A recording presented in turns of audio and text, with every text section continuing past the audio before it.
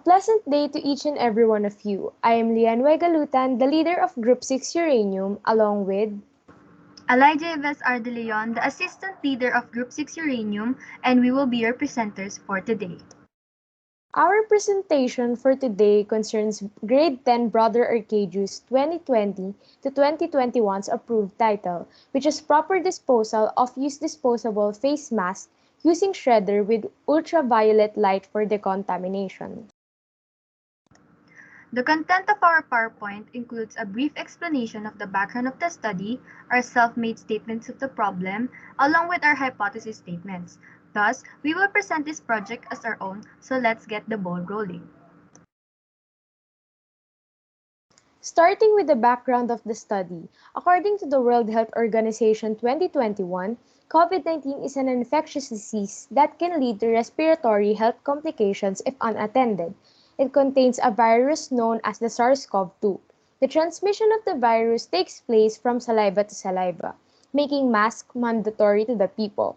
The required usage of surgical masks was implemented ever since the outbreak started in December 2019 at the city of Wuhan, China. In the present, the number of deaths caused by COVID is constantly increasing. The instantaneous spread of the virus caused lockdowns and economic conflicts. Walsh 2020 said that masks can be a virus barrier in a way that it catches even the largest droplets every time a person sneezes.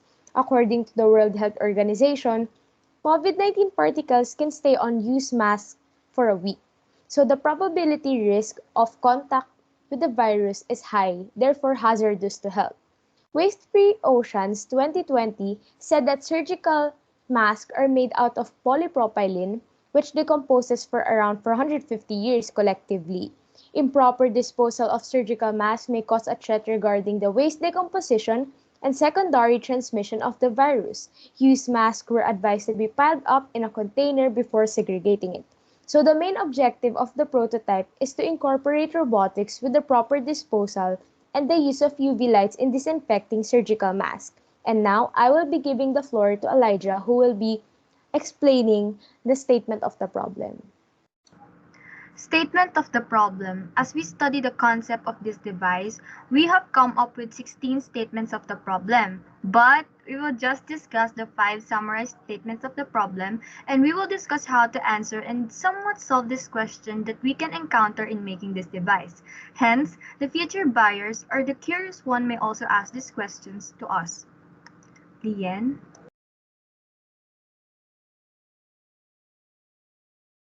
So hypothesis number 1, why does this device or project use UVC lights and not UVB or UVA? And how effective is UVC radiation for decontamination of used disposable masks? Statement number 1, according to FDA, there's a lot of pieces of evidence that UVB radiation is effective in killing and inactivating SARS viruses. Thus, many people use it. However, it's not SARS-CoV-2, and it is less ineffective than UVC. The null hypothesis of statement number 1 is UVB radiation is somewhat effective, and the alternative hypothesis for this is the statement UVB radiation is less effective than UVC radiation. As we all know, the null and alternative hypothesis always opposes each other, whereas the null is a common fact, while the alternative is the data to be experimented by the project. So in reference to the statement and FDA, it briefly conveys that the UVC radiation is more effective in killing germs and bacterium, especially SARS-CoV-2. And take note that the shorter the wavelength is, the more damaging the UV radiation will be, which is scientifically proven, which makes statement number 1 rejects its null hypothesis. Statement number 2. After how many experiments and trials, it was proven and confirmed by FDA that UVC radiation is effective in inactivating within 30 seconds, and 99.7% has killed SARS-CoV-2. They stated that UVA is not effective. Still, many prefer using UVB since it's in the middle of UVC and UVB. The null hypothesis of statement number 2 tells that UVC radiation is proven effective than UVA and UVB, while on the other hand, the alternative hypothesis tells that UVC radiation is not proven effective than UVA and UVB. So in this statement, The outcome failed to reject the null hypothesis because, according to FDA and other references like the Rolling Stones, it supports the claim that UV lights, especially UVC, had been proven effective in the process of disinfecting. In addition, it also states that it was tested by several hospitals, undergone research committees, and the Center of Disease Control and Prevention or CDC in the United States of America also confirmed that direct exposure of UVC lights to viruses like SARS-CoV-2 has the ability to inactivate the existing viruses. So moving on to hypothesis number 2, is this device suitable or affordable for the mass or for the people who have a budget only? The statement says that according to Rain, no. The disadvantage of UV disinfection is that it's not cost effective as other ways of disinfecting. As we research about the pricing of a legit or accurate UVC light or radiation, it could cost 2,000 to 4,000 excluding all the other materials for this device or project. So the null hypothesis of the statement states that UVC radiation is not cost-effective, while on the other hand, the alternative hypothesis states that UVC radiation is cost-effective for the people who have a budget and for those who invest for a disinfecting device. In this statement, the alternative hypothesis rejects the null hypothesis. Although the price range of a UV light is about 2,000 to 4,000, which is a bit pricey, the device will still ensure the safety of the whole family or the whole institution. According to Business Wire, around 10,000 users of Vida Health, an app for an individual's health, have been more health conscious ever since COVID-19 has struck. And for instance, the target audience of this project are clusters of people and establishments like company offices and the hospitals where the masks being worn was completely exposed to the outside environment. And let's admit it, nowadays people would prefer spending money just to be safe rather than risking their own health. So for now, let's move on to the remaining statements to be discussed by Elijah. Partner, please proceed. Hypothesis number 3 will be answering the question, how many times can you reuse the disposable face mask before putting it in the shredder to prevent acquiring the COVID-19? Statement. According to Naraya Health, you can reuse the surgical mask less than 3 times, but some researchers and people say you can use surgical mask more than if it's still usable.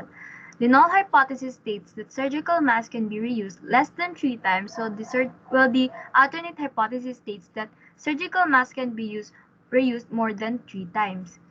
So this is the mathematical equation.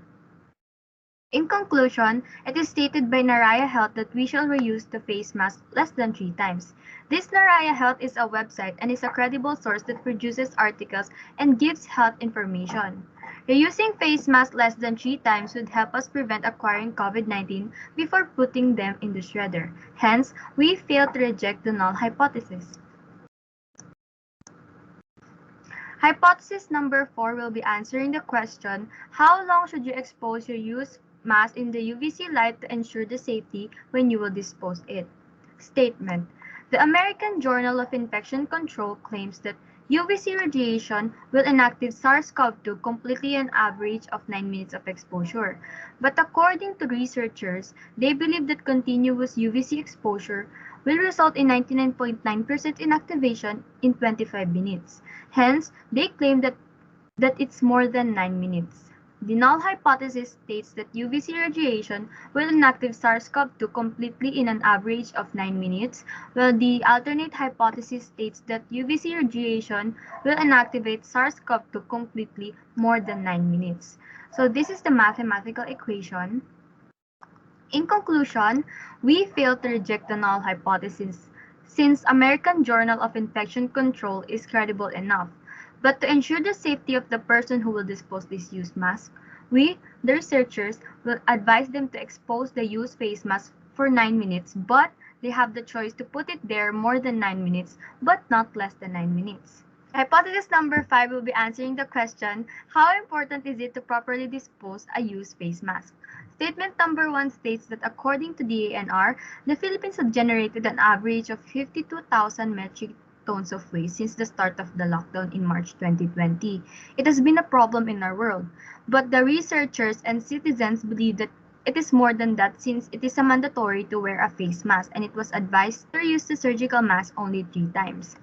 The null hypothesis states that Philippines generated an average of 52,000 metric tons of waste, while the alternate hypothesis states that Philippines generated more than 52,000 metric tons of waste. So this is the mathematical equation.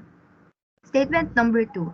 It is scientifically proven that the smaller the matter is, the easier it can be disposed. But the researchers wanted to test it so that it could help them get a data or a proof that they may need in the future. The null hypothesis states that it is true that the smaller the matter is, the easier it can be disposed, while the alternate hypothesis states that it's not true that the smaller the matter is, the easier it can be disposed. We will reject the null hypothesis of statement number 1 since it is just an estimated number, but that doesn't mean that the ANR is not credible enough. Hence, we researchers believe that there is still more than that. The statement number 2, although it is true that scientifically the smaller the matter is, the easier it can dispose of, there are still things to consider since we still need to look for its components and other factors, but yes, we fail to reject the null hypothesis of statement number 2. And that concludes our presentation for today. I'm Alay Javes R. De Leon. And I am Lian Galutan. Thank you for listening. And stay safe, everyone.